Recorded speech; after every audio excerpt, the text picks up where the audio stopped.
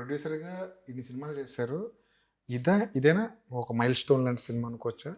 డెఫినెట్‌గా అండి. హ్మ్. అంటే ఇఫ్ యూ సీ ఒక కలెక్షన్స్ పరంగా, హ్మ్. ఒక గుర్తింపు పరంగా, ఒక మనం చేసిన సినిమాల్లో పెద్ద సినిమా పరంగా అన్నిట్లో ఇదే అండి.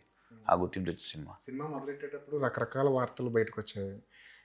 రెమ్యునరేషన్‌లకి ఇంతయిపోతుంది, మేకింగ్ ఇంతయిపోతుంది, వీళ్ళెలా గెట్ ఇన్ అవుతారు, ఇంతంత పెట్టుబడి ఎందుకు పెడుతున్నారు అని అడిగినోళ్ళు చాలామందున్నారు గదా! వాటన్నిటికి ఒక రకమైన సమాధానం ఇచ్చేసినట్టే.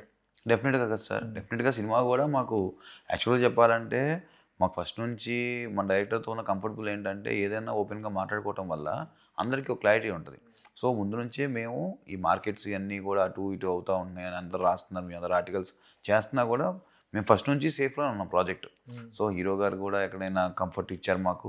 అలా డైరెక్టర్ గారు గూడా ఎవరైనా టెక్నీషియన్స్ అందరూ గూడా డెఫినెట్‌గా ఇదొక మేము ఇంత ప్రొడక్టు ఇంత జనం గూడా ఎంజాయ్ చేస్తున్నారంటే మేమందరం గూడా హ్యాపీగా చేస్తేనే అవును. అది అక్కడ రిప్లికేట్ అవుద్ది. హ్మ్. సో, డెఫినెట్‌గా అందరం మాట్లాడుకొని ఒకవేళ ఏమన్నా ఇబ్బందులున్నా దాన్ని ఎలా చూసుకోవాలని ప్లాన్ చేసుకొని చేసిన సినిమా.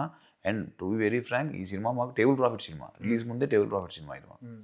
రిలీజ్ ముందు మీకు టేబుల్ ప్రాఫిట్, రిలీజ్ తర్వాత బయర్లకి బయర్స్‌కి ప్రాఫిట్, ప్రాఫిట్. ఎగ్జిబిటర్స్‌కి ప్రాఫిట్, హ్మ్. అందరికీ అంటే ప్రాఫిట్. ఇండస్ట్రీ అంటే ఒక సూపర్ హిట్ సినిమా వచ్చినప్పటికీ కూడా చాలా ఏరియాలు బ్రేక్ ఈవెన్ అవ్వవు. అవునండి. చాలా చోట్ల లాసెస్ ఎంత పెద్ద హిట్ అయినా అక్కడక్కడ చిన్న చిన్న లాసెస్ అవునండి. కనిపిస్తుంటాయి. అవును. కానీ ఈ మధ్య కాలంలో ఫుల్ ఫ్లెడ్జ్డ్‌గా ప్రొడ్యూసర్ ఎంత లాభపడ్డాడో, ఈ సినిమా కొన్న వాళ్ళు అంత లాభపడ్డారు. చూసిన వాళ్ళు అంత హ్యాపీ ఫీల్ అయ్యారు. అవును సార్. హ్మ్. డెఫినెట్‌గా ప్రతి ఒక్క డిస్ట్రిబ్యూటరు మాకు ఫస్ట్ వీక్ కాబట్టి నేను చెప్పినట్టు 1, 2 ఏరియాస్ తప్పితే అందరూ బ్రేక్ ఈవెన్ అయిపోయారు.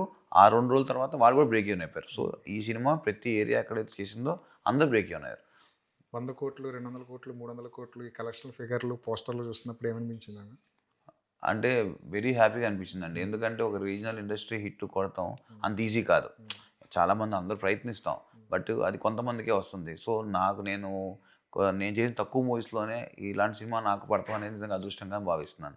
హ్మ్. ఈ క్రెడిట్ డెఫినిట్‌గా నన్ను నమ్మి నాకు అవకాశం చిరంజీవి గారికి, అట్లానే నాకెప్పుడు నా వెనకుండి నుంచిన అనిల్ రావిపూడికే ఇది అంకితం.